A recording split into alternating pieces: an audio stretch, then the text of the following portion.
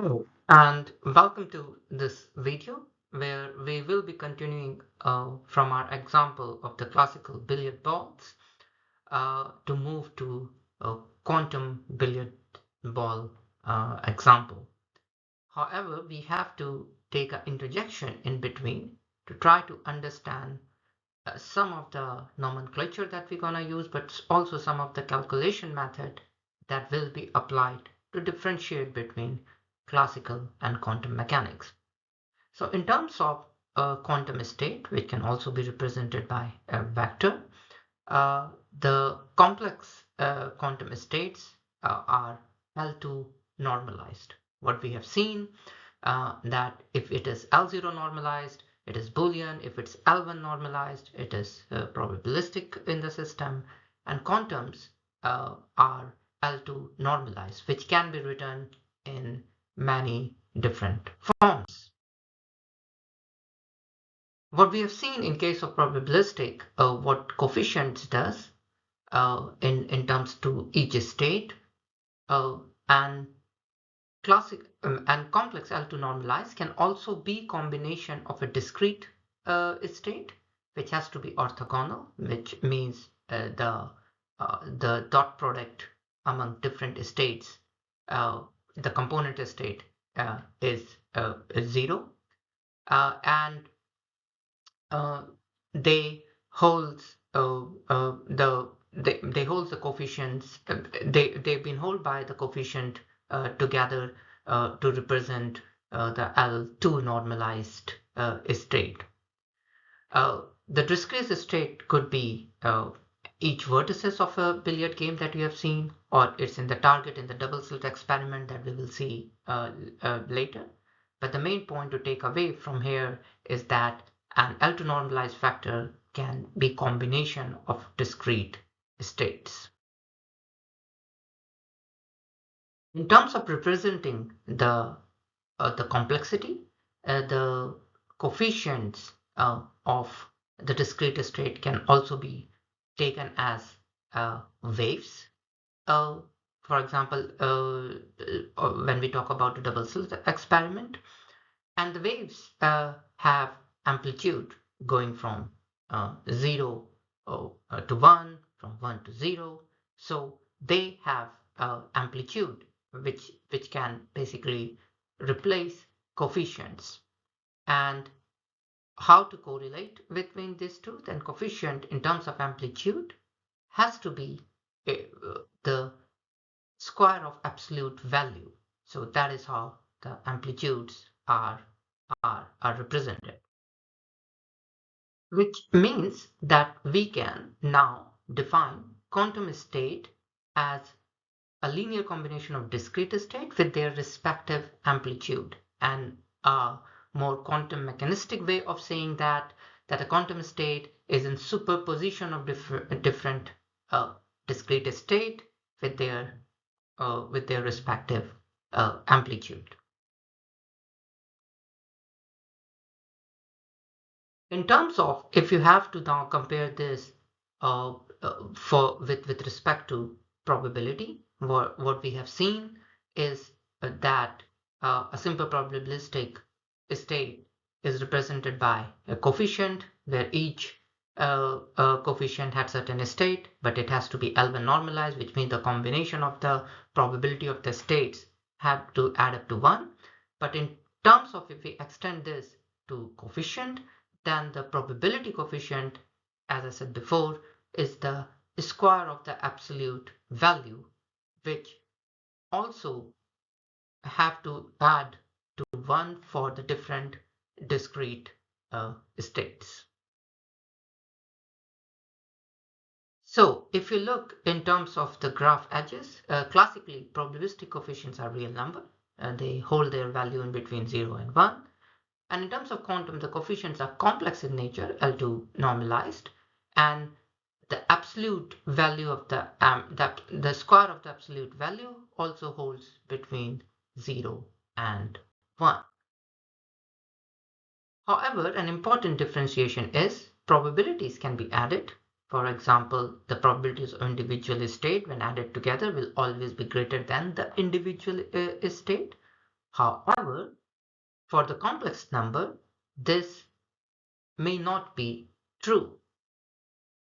Let's see an example. What you see here is that if you add two complex number such that the absolute value of the amplitude square is 1, the combination of the amplitude C1 and C2 square may not be bigger than the individual components of C1 or C2. When you do the mathematics here as shown in the screen, then the message becomes very clear.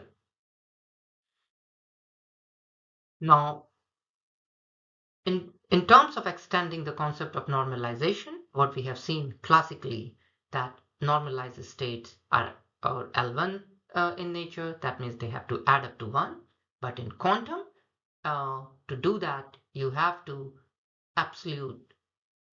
square the absolute value and then adding up together to get the normalized state. So the example that you see in the quantum is that we have squared under root 3 by 2, 1 by 2, the absolute values, and then add up, and it will add up to 1. So normalized.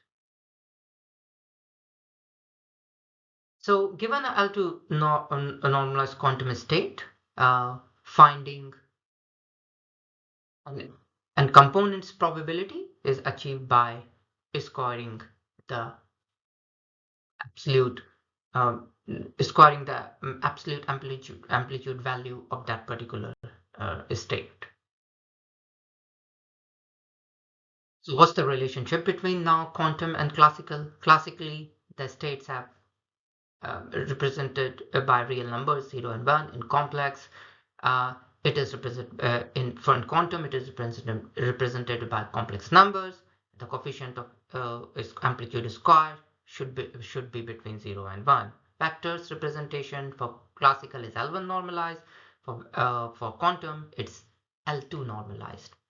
And the matrices that we have seen, the operators that apply for classical is doubly stochastic, which means both the row and column, the probability summation should be 1, while it's in quantum, it's unitary in nature. And we have seen in the linear algebra course what is a unitary matrix. Let's take an example of quantum state. Here it's represented by a complex combination of complex states. And if you now normalize it, for example, by taking the square of absolute values of the coefficients and doing a square root of it, you will get the value 1 representing as the unitary operation. If you see a very peculiar example with quantum states is that if you have a state like what's represented with the operator A, the transpose of it represents the same state, and when you multiply it together, you get the unitary matrix, which is having a very special form that even this unitary matrix is also L2 normalized. So the combination of row and column amplitude, square of amplitude states adds up to 1. But this extends us to the relationship to the probabilistic system. So in quantum state is, as we have seen, is same as a stochastic distribution, as we seen in the last slide, which means if you have an actual quantum state, you can draw some samples, and number of sample could be anything, and you can build up the actual probability distribution and put it to an actual count. However, having an absolute value for this count is not always possible, and is not possible in most of the cases if you move from a drawing sample to an L2 normalization state. In actuality, this can be seen as a mistake, but it is not. For example, if you have an state represented by number 4, you can uh, get number 4. You can do a square root of number 4 and you get 2. But you can also get minus 2. Now, if you square number 2, other way around, you get 4.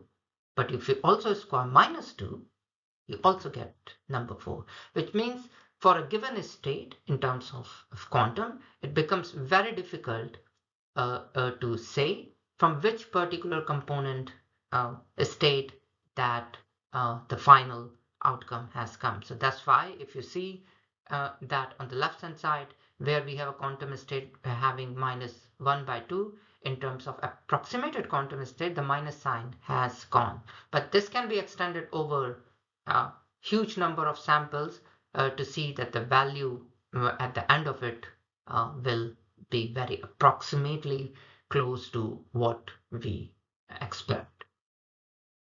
So this is a complex topic, but the clarity here will then help us to now move to the quantum billiards example that we will see in the next video. Thanks for watching. I'll see you in the next video and keep learning.